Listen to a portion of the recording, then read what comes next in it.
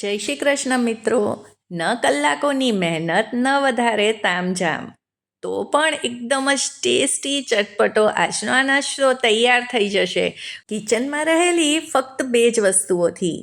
અને રાતના જમવામાં બનાવશો તો પણ બધા પેટ ભરીને ખાઈ શકે તેવી આજની આ રેસીપી છે. તો ચલો રેસીપી શરૂ કરીએ. એક પેન કે કઢાઈ ગેસ ઉપર મૂકીશું. તેમાં 1 ચમચી તેલ ઉમેરીશું, 1 ચમચી જીરું અને સાથે જ 1 ચમચી તલ ઉમેરી દઈશું. અને આ બંને વસ્તુને સરસ રીતે સાંતળવા દઈશું. આમાં સરસ વઘાર આવી જાય એટલે 1 લીલા મરચાંને ઝીણું કટ કરીને ઉમેર્યું છે. તમારે જેટલી તીખાશ જોઈતી હોય તે પ્રમાણે વધારે ઓછું પણ ઉમેરી શકો છો. 1 ચમચી ઓરિગેનો ઉમેરીશું.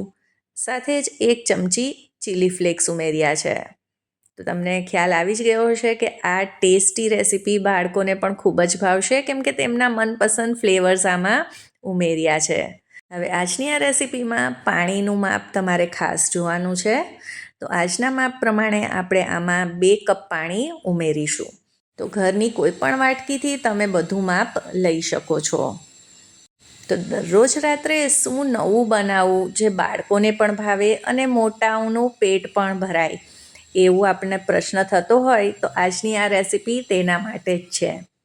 તો ફ્લેમને અત્યારે મીડિયમ રાખી છે અને પાણી આ રીતે સરસ ઉકળવા લાગ્યું છે.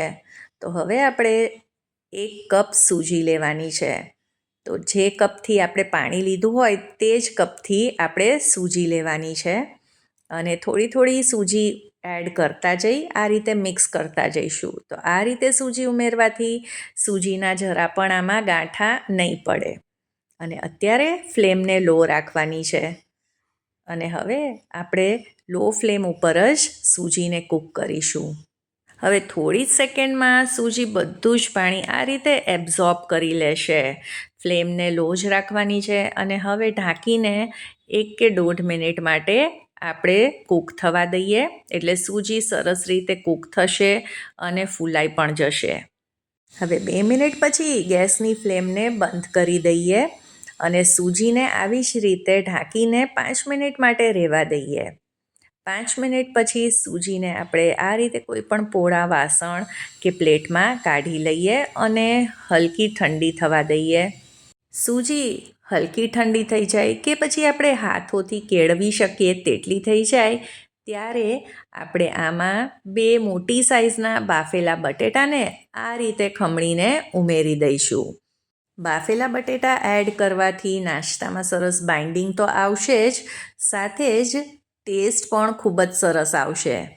હવે ઉમેરી દઈએ આમાં થોડાક લીલા ધાણા અને સાથે જ સ્વાદ પ્રમાણે મીઠું ઉમેરીશું. તો આપણે સૂજીમાં પણ બાફતી વખતે મીઠું નથી એડ કર્યું.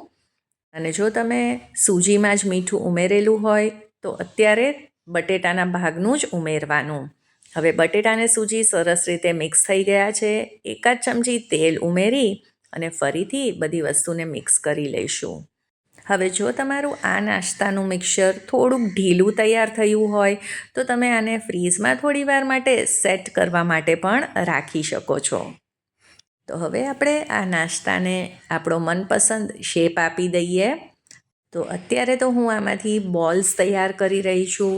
તમારે આને ટિક્કીનો શેપ આપવો હોય, કોઈ પણ કટલેટનો શેપ આપવો હોય તો તે પણ આપી શકો છો.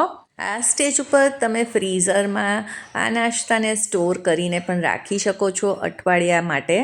અને જ્યારે પણ મન થાય ત્યારે ફ્રીઝરમાંથી કાઢી આને ડીપ ફ્રાય કરી અને વાપરી શકો છો. તો હવે તેલ સરસ રીતે ગરમ થઈ ગયું છે. તો આપણે આ સૂજી બોલ્સને આમાં એડ કરી દઈશું. ફ્લેમને મીડિયમ રાખી આને ફ્રાય કરી લેવાના છે. એટલે આ જે સૂજી પોટેટો બોલ્સ છે તે અંદરથી બિલકુલ કાચા નહીં રહે, કેમ કે સૂજી પણ આપણે કૂક કરી છે અને બટેટા પણ આપણે બાફેલા જ વાપર્યા છે. તો આની ઉપર સરસ સોનેરી કલર આવી ગયો છે ને એકદમ જ ક્રિસ્પી થઈ ગયા છે. તો આપણે આને કાઢી લઈશું અને આવી જ રીતે બધા સૂજી પોટેટો બોલ્સ તૈયાર કરી લઈશું. તો બાળકોને મોટાને બધાને જ ખાવાની મજા પડી જાય તેવો આજનો આપણો આ નાસ્તો તૈયાર છે. આશા કરું છું આજની આ એકદમ સિમ્પલ ક્વિક રેસીપી તમને પસંદ આવી હશે, અને જો પસંદ આવી હોય તો તેને લાઈક કરજો, ફ્રેન્ડ્સ અને ફેમિલીમાં શેર, અને ચાર્મિસ ગુજરાતી રસોઈને સબસ્ક્રાઈબ કરી દેજો. સૌને જય શ્રી કૃષ્ણ.